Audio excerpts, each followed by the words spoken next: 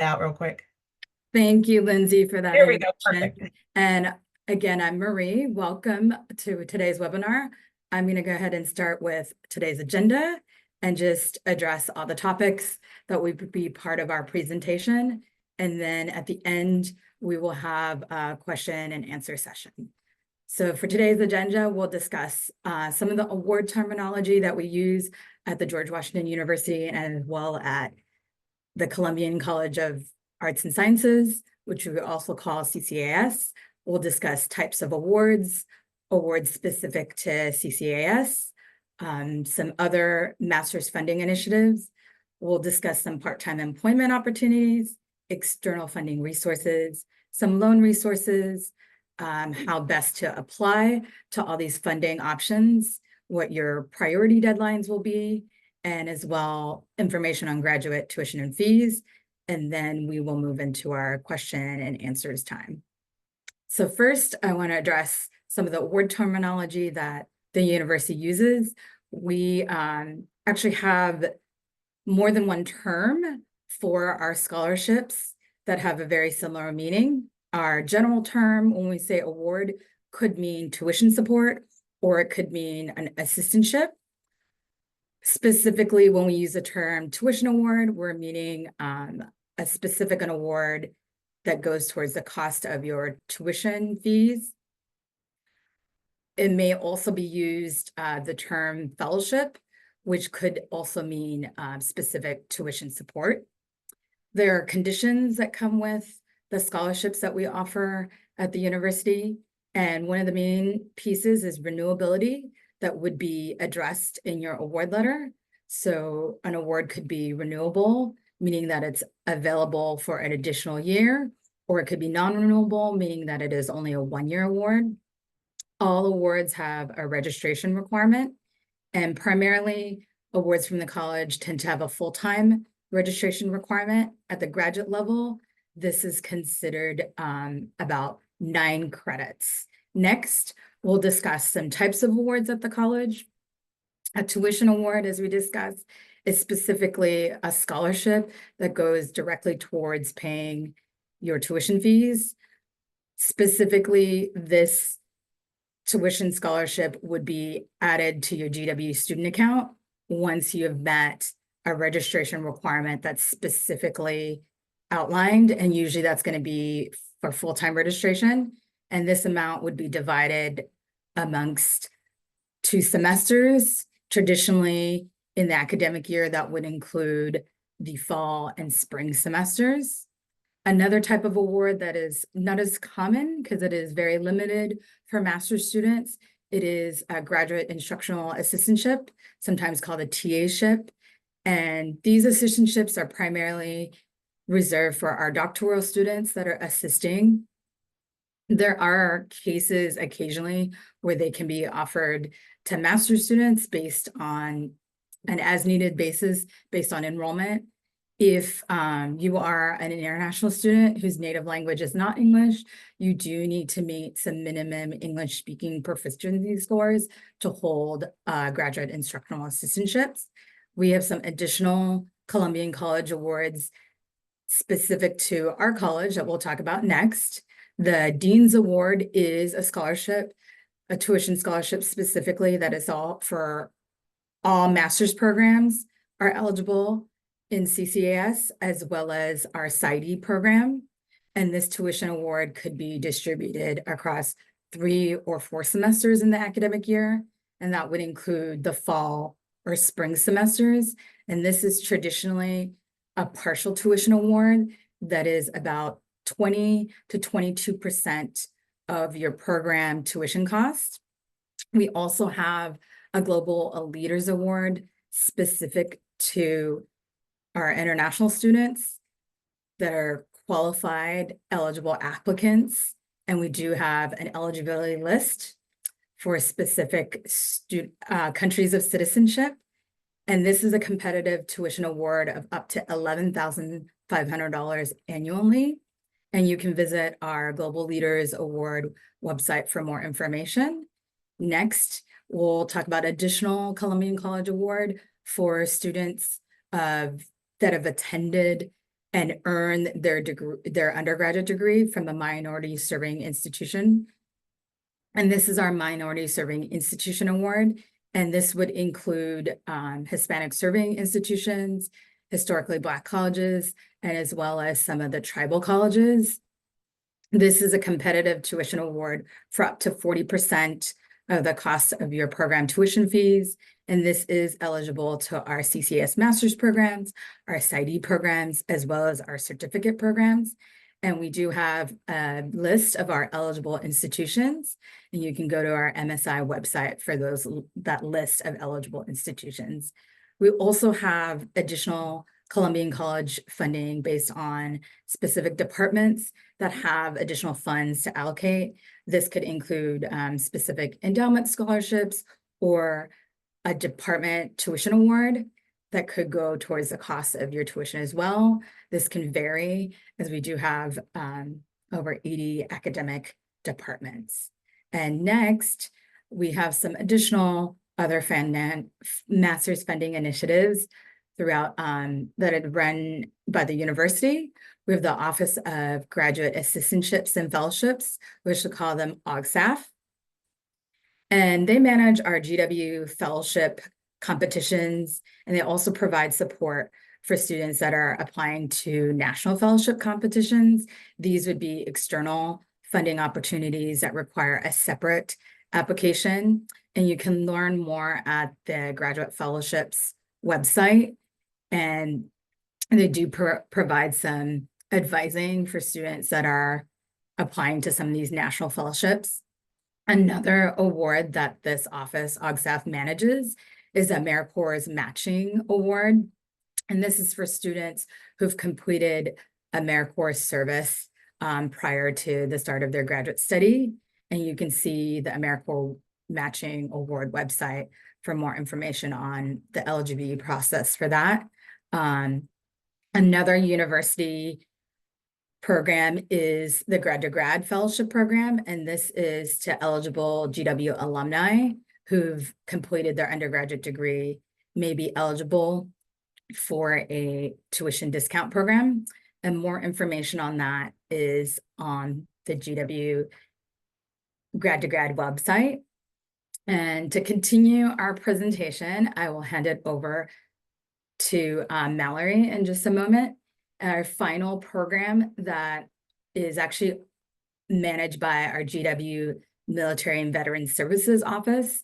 We do have an opportunity for students who've completed military service or who are dependents or military connected. They can be entitled to some education benefits. And these benefit programs could include the Yellow Ribbon Program, the GI Bill, or the Tillman Scholarship Program. And you'll want to visit the Military and Veterans Office website for more information on the eligibility process for these particular awards. And I did want to add that we do have a very active Military and Veteran Services Office that does provide robust services for our military connected students. And we would definitely welcome them to our campus. So next, Mallory will be presenting more information in the remainder of our presentation, and I'll join you for our question and answer time. Great. Thank you so much, Marie, and thank you, Lindsay, for getting us started. So now we're going to move on to a couple of details about how you can find funding beyond our office. So the first thing we like to bring up is part-time student employment. A lot of our students will use part-time employment as a way to both pay for their studies and their living expenses, but it's also, of course, a great way to gain experience. Both our domestic students and international students are typically able to work. For international students, you will just have to make sure you're working within the parameters of your visa requirements. So if you are an international student and you are interested in working part-time, you'll want to be in contact with the International Services Office, which is at GW, and they will help you make sure you're in compliance. If you're interested in part-time work, particularly on campus, a great starting point for that search is the Student Talent Management System. This website is an internal job board open to GW students. So it's open to both our undergraduate and graduate students. However, you will see some postings on there that do indicate a preference for graduate students.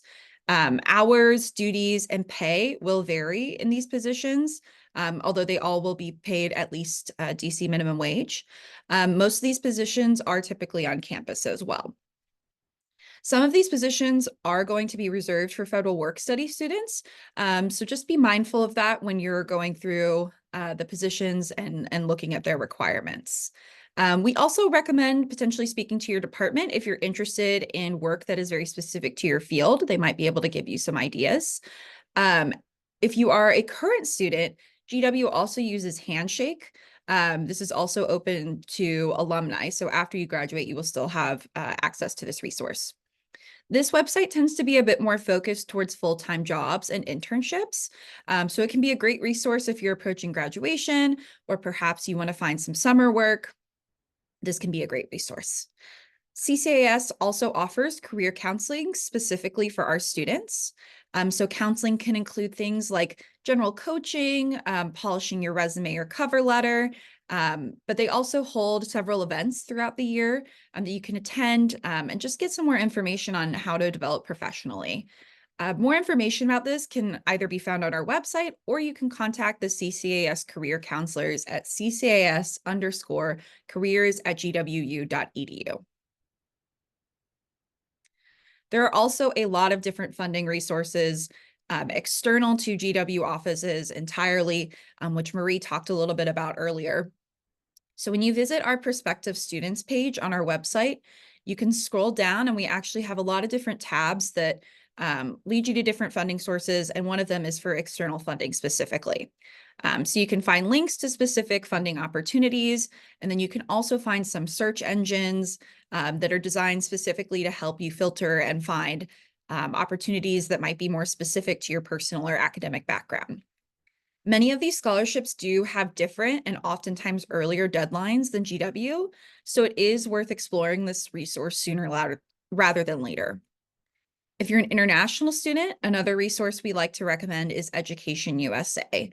If you're not familiar with Education USA, they're a network of international student advising centers that are managed by the US State Department. So if you visit the website, the General Education USA website, you can normally find information about your home country and about their office specifically.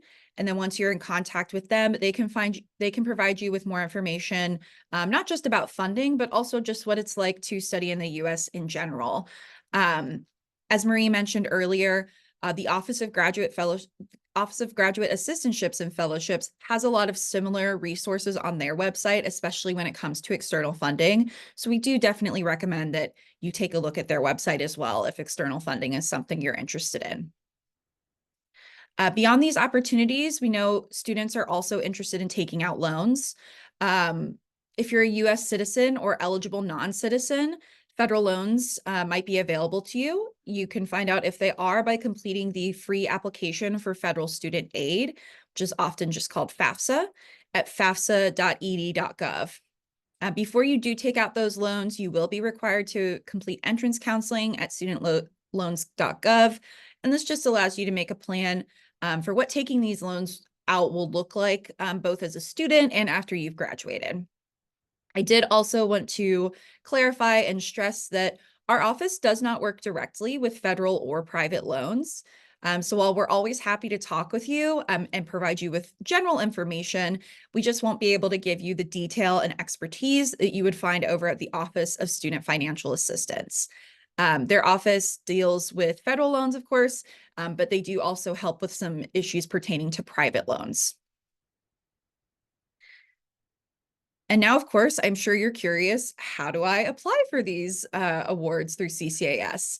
So applying for awards at CCAS is pretty easy as it's done in tandem with your application for admission. So when you're filling out your application, you will be asked if you would like to be considered for awards. You'll check yes, that you would like to be considered, and this will ensure you're reviewed for any available funding. When you're being considered for admission, all of the funding opportunities are also going to be considered at the same time. So that means once you receive your decision letter, you'll also see any potential funding that you've been offered.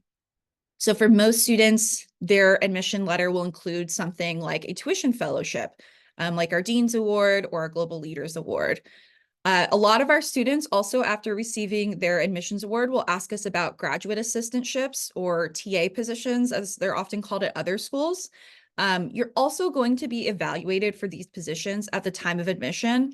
However, these are very limited and specific by department, and typically these are also allocated first to our PhD students. However, if you're not selected for a graduate assistantship upon admission, which is going to be the typical case for most students, that doesn't exclude you from being a graduate assistant in a future term or finding any other sort of on-campus employment. So now that you know how to apply, let's talk about when you should apply. So for fall applicants, the priority deadline is February 1st. So for fall 2025, that would be February 1st, 2025. For spring 2025, the priority deadline would be October 1st, 2024, for example. But each year, it's either February 1st for fall or October 1st for spring. Now you might be thinking, why is the priority deadline so important, especially if you might consider my application for admission after? While that is true, the priority deadline ensures that your application will be considered for all funding available. So past this date, you can still be awarded funding. However, since this is after the priority deadline, it may have already been allocated to other students. So it's just going to be based off of availability at that point. These are also just the dates for the Columbian Awards or the CCAS Awards. We sometimes use those terms interchangeably. If you are applying for awards outside of CCAS, you will most likely have a different deadline and a separate application. I also wanted to stress too that these are not the dates related to student loans. So I would recommend checking with the Student Financial Assistance Office or your loan provider to get specific dates and details about that. And then we did want to talk briefly about our graduate tuition and fees. So for the vast majority of the CCAS Masters or PsyD programs, you'll be charged by credit hour. So for example, in the 2024 to 2025 academic year, most CCAS programs would cost $2,020 per credit hour. So if you were taking a typical class, which would be 3 credits, this would be $6,060 per class. If you're enrolled full-time at the graduate level, which we consider to be 9 hours, based on these rates, the tuition would be $18,180. So rates do vary by some of our programs. So we do highly recommend going and looking online specifically at the tuition rates to make sure you're looking at the right numbers for your program. And also programs are going to range in required credit hours. So that's also something to consider when you're estimating your costs, as we do charge by credit hour. Tuition rates do also typically increase on a yearly basis. So you should plan for about a 3 to 4% increase annually. If you're a fall applicant, we also highly recommend that you check back on our website in spring before the term that you plan to enroll, because at that point, typically the tuition rates are going to be posted for fall. Students will also be charged fees. This is going to vary by student and by semester. And there's also information online if you want to get into all the little details. But we did want to note this just because your awards from CCAS will not be able to apply to your fees, unfortunately. Most of our awards are going to be tuition fellowships. So they will actually just be directly applied to your account and subtracted from the amount of tuition you owe for that semester. There's also a link on this page that can help you come up with an estimate of your expenses, both using the 2024 to 2025 tuition rates and applicable living expenses. So finally, this brings us to our contact information. I highly recommend you visit our website. We have a lot of great resources on there. You can also reach out to our office at any time. The askccas@gwu.edu email that we have on there is our primary email for our prospective students and general questions regarding admissions. However, if you have specific funding questions, you can also reach the awards team at ccasfell@gwu.edu. And as I've mentioned, there's also a lot of great offices around campus that would love to help you, like the Office of Graduate Student Assistantships and Fellowships or the Student Financial Assistance Office. I thank you again for your attention. And with that, I'm actually going to hand this over to Lindsay so we can get into all of your great questions. Thanks so much, Mallory. Thank you everyone again for your attention and there's a lot of great questions that have come into the Q&A box. One thing I did want to just address very quickly is regarding application fee waivers. I've had a lot